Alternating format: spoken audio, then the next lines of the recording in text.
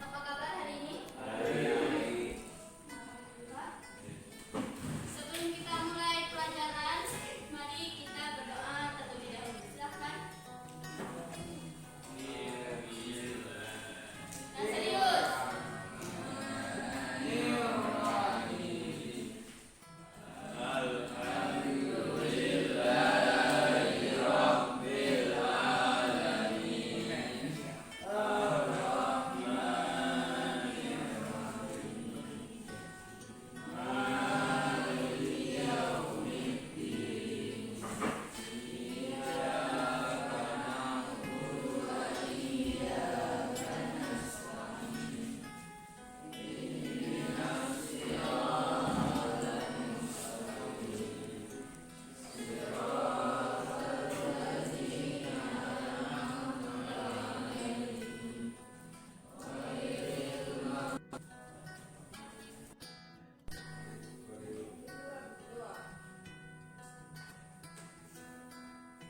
Adik Muhammad Dani. Adik. Salim Hurairah.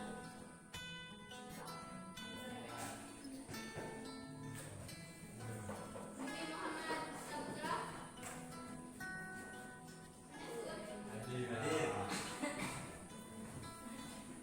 Eva Nur Afianti. Fadlul Urba Hafifah. Indah Darasona. Aina Nisa.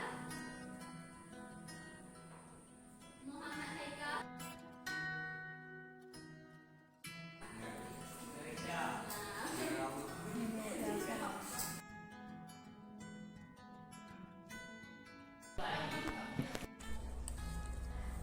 Proses masuknya pengaruh Hindu-Buddha ke Indonesia. Indonesia sebagai negara kepulauan letaknya sangat strategis, yaitu terletak di antara dua benua Asia dan Australia dan dua samudra Indonesia dan Pasifik yang merupakan daerah persimpangan lalu lintas perdagangan dunia. Pada abad pertama Masehi, jalur perdagangan tidak lagi melewati jalur darat atau jalur sutra, tetapi beralih ke jalur laut, sehingga secara tidak langsung pedagang antara Cina dan India melewati Selat Malaka. Untuk itu, Indonesia ikut berperan aktif dalam perdagangan tersebut. Nah, dapat kita lihat ini merupakan peta jalur perdagangan laut di Asia Tenggara.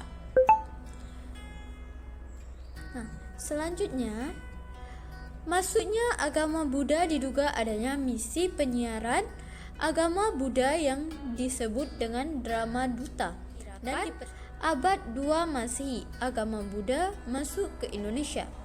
Hal ini dibuktikan dengan adanya penemuan arca Buddha yang terbuat dari perunggu di berbagai daerah di Indonesia, antara lain Sempaga, Sulawesi Selatan, Jember di Jawa Timur, Bukit Siguntang di Sumatera Selatan. Dilihat ciri-cirinya, arca tersebut berasal dari langgam Amarawati atau dari India Selatan dari abad 2 sampai 5 Masehi. Dan di samping itu juga ditemukan arca perunggu berlagam Gradraha yang berasal dari India Utara di Kota Bangun, Kutai, Kalimantan Timur. Ini bisa kita lihat, ini merupakan arca perunggu berlagam Gradraha. Nah, yang mendukung masuknya Hindu-Indonesia. Hipotesis yang pertama yaitu hipotesis Waisa, diutarakan oleh Dr. N.J. Krom, berpendapat bahwa agama Hindu masuk ke Indonesia dibawa oleh kaum pedagang yang datang untuk berdagang ke Indonesia. Bahkan diduga ada yang menetap karena menikah dengan orang Indonesia. Yang kedua adalah hipotesis kesatria. Diutarakan oleh Profesor Dr. J. L. Mons, berpendapat bahwa yang membawa agama Hindu ke Indonesia adalah kaum kesatria atau golongan prajurit karena adanya kekacauan politik atau peperangan di India abad ke-4 sampai 5 Masehi. Maka prajurit yang kalah perang terdesak dan menyingkir ke Indonesia. Bahkan diduga mendirikan kerajaan di Indonesia. Yang ketiga adalah hipotesis Brahmana. Diutarakan oleh J. C. Van Leer, berpendapat bahwa agama Hindu masuk ke Indonesia dibawa oleh kaum Brahmana karena hanyalah kaum Brahmana yang berhak mempelajari dan mengerti isi kitab Suci Weda. Kedatangan kaum Brahmana tersebut diduga karena undangan penguasa atau kepala suku yang sengaja datang ke Indonesia. Selanjutnya adalah teori masuknya Hindu-Buddha. Ada 5 teori masuknya Hindu-Buddha, yaitu yang pertama teori Brahmana, teori yang kedua teori Kesatria, yang ketiga adalah teori Waisa, dan yang keempat adalah teori arus balik. Yang kelima adalah teori Sudra. Teori Brahmana, teori yang dikemukakan oleh J. C. Van Leer. Penyebaran agama Hindu-Buddha di Nusantara adalah para pendeta atau kaum Brahmana. Faktor pendukung, para pendeta yang menguasai bahasa Sanskerta dan huruf Pallawa, dan menjadi tugas pendeta untuk menyebarkan ajaran agama Hindu. Nah, faktor pendukung yang melemahkan teori ini adalah dalam tradisi Hindu-Buddha, para Brahmana pantang menyeberang lautan dan mereka tidak boleh keluar dari negerinya. Teori Kesatria. Nah, teori ini dikemukakan oleh F. D. K. Bones. Penyebaran agama Hindu-Buddha di Nusantara dibawa oleh para kesatria atau prajurit di India. Diduga para prajurit melarikan diri dari India dan mendirikan kerajaan-kerajaan di Nusantara, dan mereka membangun kolonial yang kemudian menjadi sebuah kerajaan. Kelemahan dari teori ini adalah tidak adanya bukti tertulis bahwa kolonialisasi oleh para kesatria negara. Yaitu teori Waisa, teori yang dikemukakan oleh N. J. Krom, yang menyebutkan bahwa golongan pedagang yang berperan aktif menyebar agama Hindu-Buddha di Indonesia. Hubungan dagang antara pedagang India dan Indonesia telah berlangsung sejak abad pertama Masehi.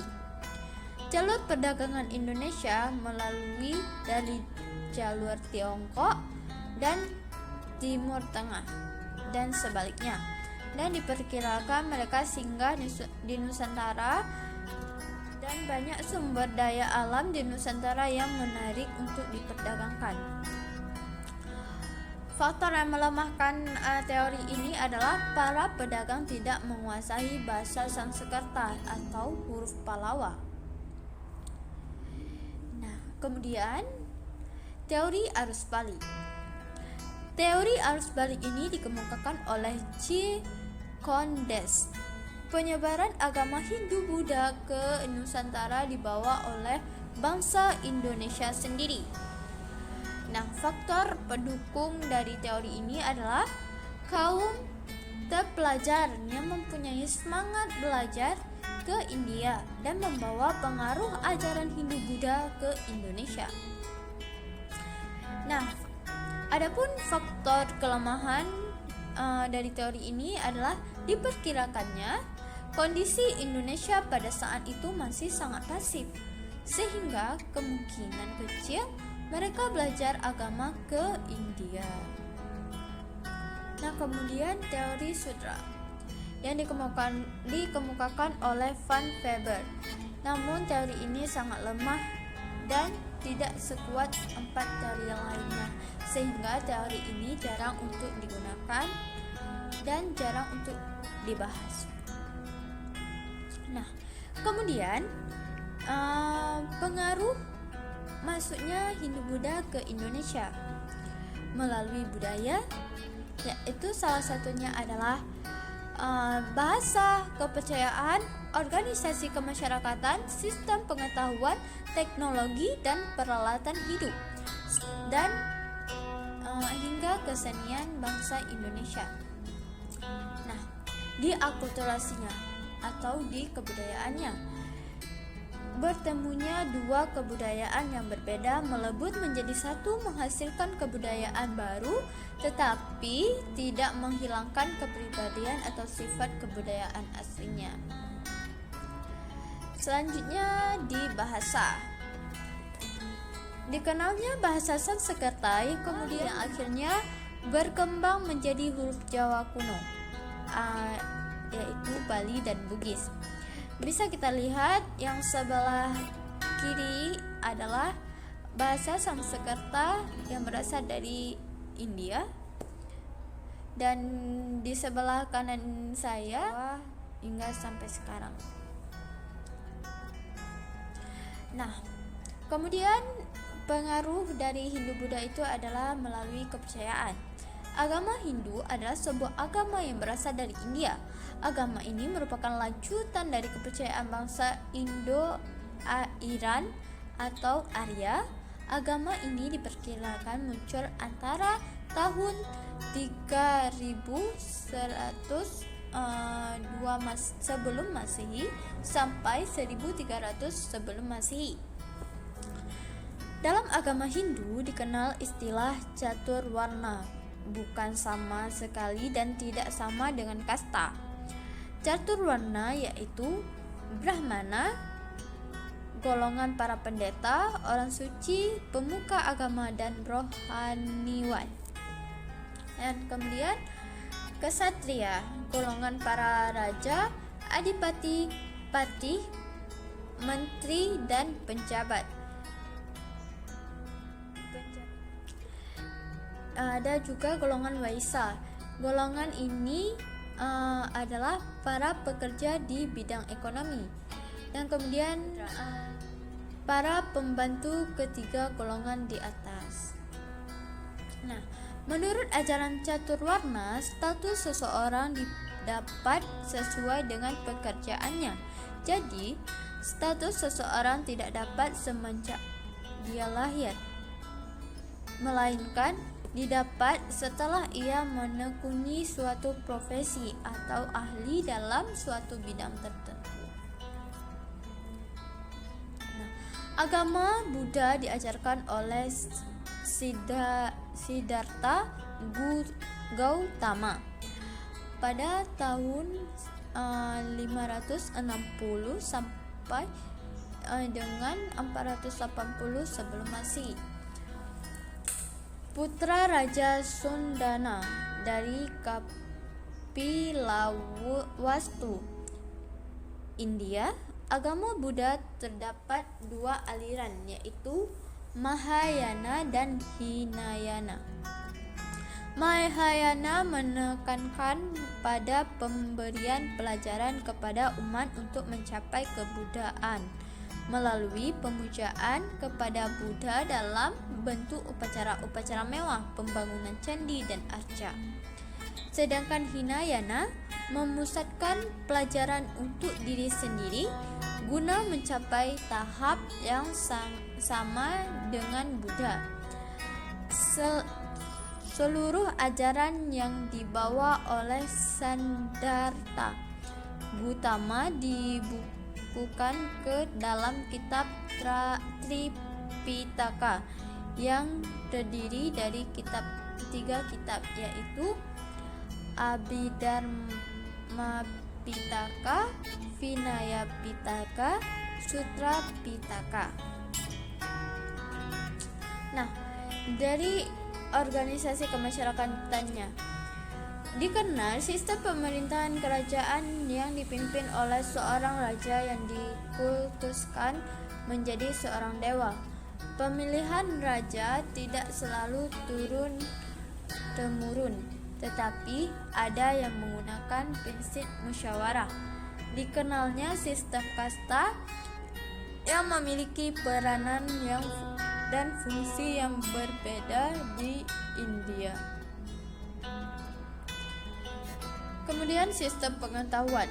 Dikenalnya sistem kalender berdasarkan tahun Saka dan penulisan tahun Saka dengan menggunakan Candra Sakala.